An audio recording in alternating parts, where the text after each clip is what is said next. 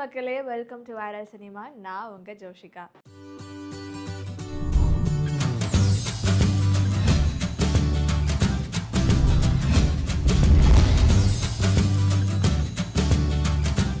இன்னைக்கு first news வந்துட்டு ஒரு தரமான ஒரு நியூஸ்னு கூட சொல்லலாம். நம்ம எல்லாருக்குமே தெரியும் லோகேஷ் கனகராஜ் சார் டைரக்ஷன்ல Kamal Haasan sir and Rajinikanth sir வந்துட்டு சேர்ந்து நடிக்க போறதா ஒரு செய்தி வந்துட்டு இருந்தது. ஆனா இப்போ அஃபிஷியலாவே கமல்ஹாசன் சாரே வந்துட்டு சைமா 2025 அவார்ட் ஃபங்க்ஷன்ல அவரே வந்துட்டு சொல்லிட்டாரு, நானும் ரஜினிகாந்தும் வந்துட்டு சேர்ந்து நடிக்க போறோம் அப்படின்ட்டு. கடைசியா 1979ல நினைத்தாலே இனிக்கும் படத்துல அவங்க ரெண்டு பேரும் ஒன்னா சேர்ந்து நடிச்சிருப்பாங்க. அண்ட் சுமார் ஒரு 46 வருஷம் கழிச்சு திருப்பி இந்த காம்போ வந்துட்டு இணைய போறாங்கன்னு நினைக்கும் போது ரொம்ப சந்தோஷமா இருக்கு. ஸோ 2 லெஜெண்டரி காம்போஸ் இணைய போறாங்க. ஸோ இந்த ஒரு காம்போக்காக தான் வந்துட்டு இந்த உலகமே காத்திருக்குன்னு கூட சொல்லலாம். முக்கியமா ரஜினிகாந்த் சாரோட ஃபேன்ஸ் அண்ட் கமல்ஹாசன் சாரோட ஃபேன்ஸ் எல்லாருமே வந்துட்டு இந்த ஒரு படத்துக்காக ரொம்ப ஆர்வமா காத்துட்டு இருக்காங்க. அதாவது எப்போ இந்த ஒரு நியூஸ் நம்ம கேள்விப்பட்டோமோ அப்பத்துல இருந்து கண்டிப்பா இது உண்மையா இருக்கணும், கண்டிப்பா இது உண்மையா இருக்கணும்னு சொல்லிட்டு எல்லாருமே வந்துட்டு பேசிட்டு இருந்த ஒரு விஷயத்தை வந்துட்டு நானுமே வந்துட்டு கேட்டேன். ஸோ இப்போ அஃபிஷியலா வந்துட்டு கமல்ஹாசன் சாரே வந்துட்டு சொல்லிட்டாரு, ஆமா நாங்க நடிக்க போறோம் அப்படின்ட்டு. ஆனா இந்த படத்தோட ஷூட்டிங் எப்போ ஸ்டார்ட் பண்ணுவாங்க அப்படின்னு சொல்லிட்டு எல்லாருமே காத்துட்டு இருக்காங்க.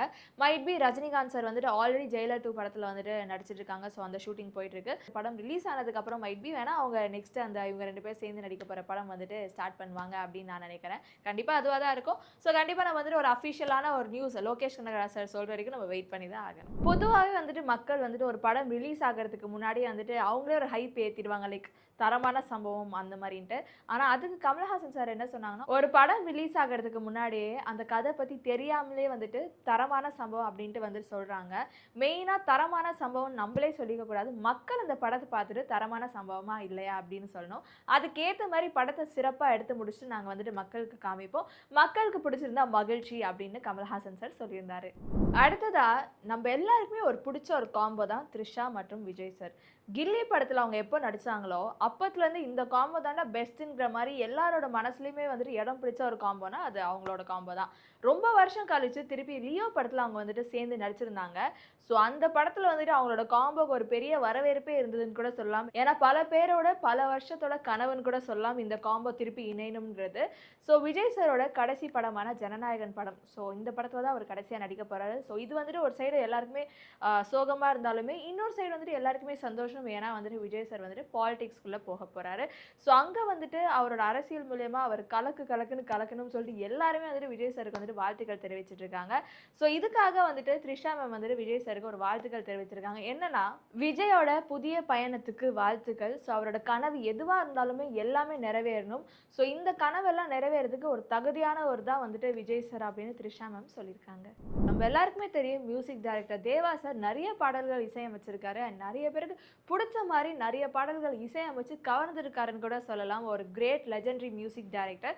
அவர் வந்துட்டு பொதுவாக எல்லாருக்குமே ஒரு அட்வைஸ் பண்ண ஒரு விஷயம் என்னன்னா, அவர் வந்துட்டு 40 வயசுல தான் நான் சினிமா இண்டஸ்ட்ரிக்குள்ள நான் வந்தேன் அப்படின்னு சொல்லியிருந்தாரு. ஸோ 40 வயசுக்கு அப்புறம் தான் நான் வந்து என் லைஃப்ல இவ்வளோ பெருசாக நான் அச்சீவ் பண்ணியிருக்கேன் அப்படின்னு சொல்லியிருக்காரு. நிறைய பேர் வந்துட்டு இப்பவே 25 வயசுல 30 வயசுல வந்துட்டு நான் சாதிக்கல, என்னால் சாதிக்க முடியல அப்படின்னு ஃபீல் பண்ணிட்டு இருக்காங்க.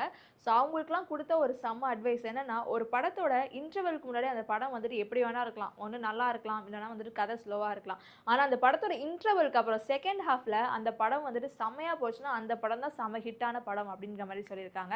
அதே மாதிரி தான் நம்ம வாழ்க்கையும். ஸோ நம்ம லைஃபோட ஃபர்ஸ்ட் ஹாஃப் அந்த 25 ஏஜ் வரைக்கும் வந்துட்டு எப்படி இருக்குமோ இல்லையோ, கண்டிப்பா செகண்ட் ஹாஃப் வந்துட்டு நமக்கும் நம்ம கனவுக்கும் ஒரு இடம் இருக்கும். கண்டிப்பா அதை ரீச் பண்ண போது நம்ம லைஃபே வந்துட்டு டோட்டலா மாறிடும் அப்படிங்கிற மாதிரி சொல்லியிருந்தாங்க. ஆக்சுவலி இது உண்மை தானே. ஏன்னா நிறைய பேர் வந்துட்டு லைக் 25 இயர்ஸ்ல ரொம்ப ஹார்ட் ஒர்க் பண்றாங்க. பட் அவங்களுக்கு ஏற்ற மாதிரி ஒரு சக்ஸஸ் வந்துட்டு கிடைக்கலன்னு கூட சொல்லலாம்.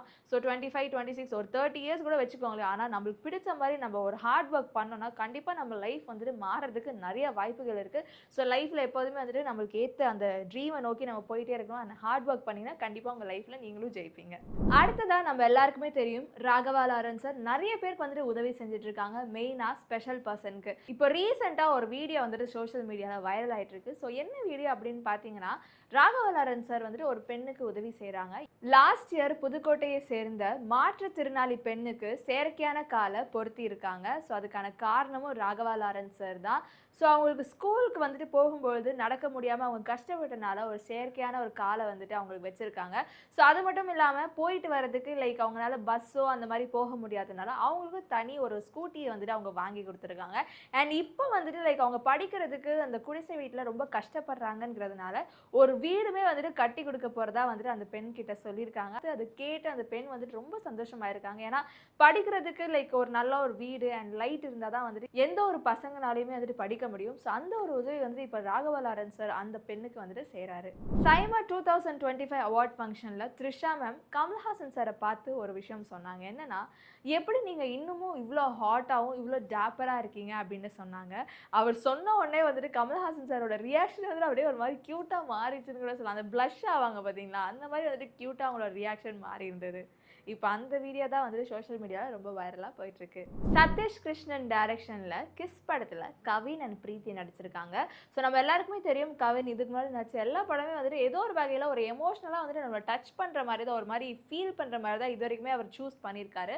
ஸோ இந்த படமும் அந்த மாதிரி தான் இருக்குமான்னு சொல்லிட்டு எல்லாருமே எதிர்பார்த்துட்டு இருக்காங்க. அண்ட் இந்த படம் வந்துட்டு எந்த பேஸ் பண்ணி இந்த படம் எடுத்திருக்காங்கன்னா ஒரு மாதிரி ரொமான்டிக் ப்ளஸ் காமெடி கலந்த ஒரு படமாக தான் இந்த படம் இருக்க போகுது.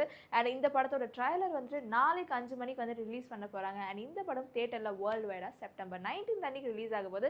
ஸோ இந்த ஒரு படத்தை பார்க்கறதுக்கு நான் கண்டிப்பாக வந்து நான் ஆர்வமாக இருப்பேன். ஏன்னா வந்துட்டு கவின் இது வரைக்குமே நடிச்ச எல்லா படமும் ஆல்ரெடி சொன்ன மாதிரி ஒரு மாதிரி எமோஷனலாக அழகாக இருக்கும் எல்லா படமும். ஸோ இந்த படம் வந்துட்டு கண்டிப்பாக அந்த மாதிரி தான் இருக்கும் அப்படிங்கிற மாதிரி ஒரு பெரிய எதிர்பார்ப்பு ரசிகர்கள் மத்தியில் இருக்குது. லோகா படம் ஒரு சூப்பர் ஹிட் அடிச்சிருக்குன்னு கூட நம்ம சொல்லலாம். ஸோ அந்த படத்தில் கல்யாணி பிரியதர்ஷன் வந்துட்டு அவங்களோட கேரக்டர் வைஸ் வந்துட்டு மாஸ் காட்டிட்டாங்க.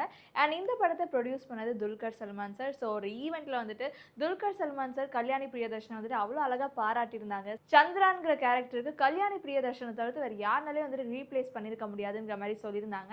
அண்ட் வந்துட்டு இந்த படத்தோட பார்ட் 2 வந்துட்டு கூடிய சீக்கிரத்தில் வரும் அப்படிங்கிற மாதிரி சொல்லியிருந்தாங்க. ஸோ அந்த பார்ட் 2க்காக எல்லாருமே ரொம்ப ஆர்வமாக காத்துட்ருக்காங்க.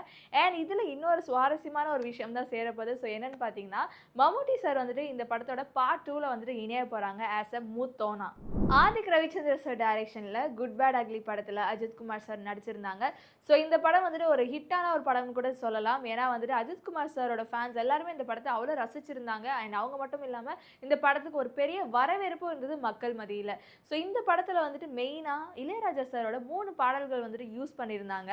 இளமை இதோ, ஏஞ்சோடி மஞ்சக்குருவி, ஒத்த ரூபா தர இந்த பாடல்கள் வந்துட்டு இந்த படத்தில் யூஸ் பண்ணியிருந்தாங்க. ஸோ இந்த பாடல்கள் திருப்பி வந்துட்டு ரீட்ரெண்ட் ஆச்சுன்னு கூட சொல்லலாம். சோஷியல் மீடியாவில் எல்லா இடத்துலையுமே வந்து இந்த ஒரு பாடலுக்கு வந்துட்டு திருப்பி டான்ஸ் ஆட ஆரம்பித்தாங்க. அதுக்கு காரணம் குட் பேட் அக்லி படம் தான். ஸோ இளையராஜா சார் வந்துட்டு இந்த பாடல்கள் மேலே வந்துட்டு கேஸ் போட்டிருந்தாங்க. ஏன்னா இந்த பாடல்கள் என் பெர்மிஷன் இல்லாமல் யூஸ் பண்ணியிருக்காங்க அப்படின்னு.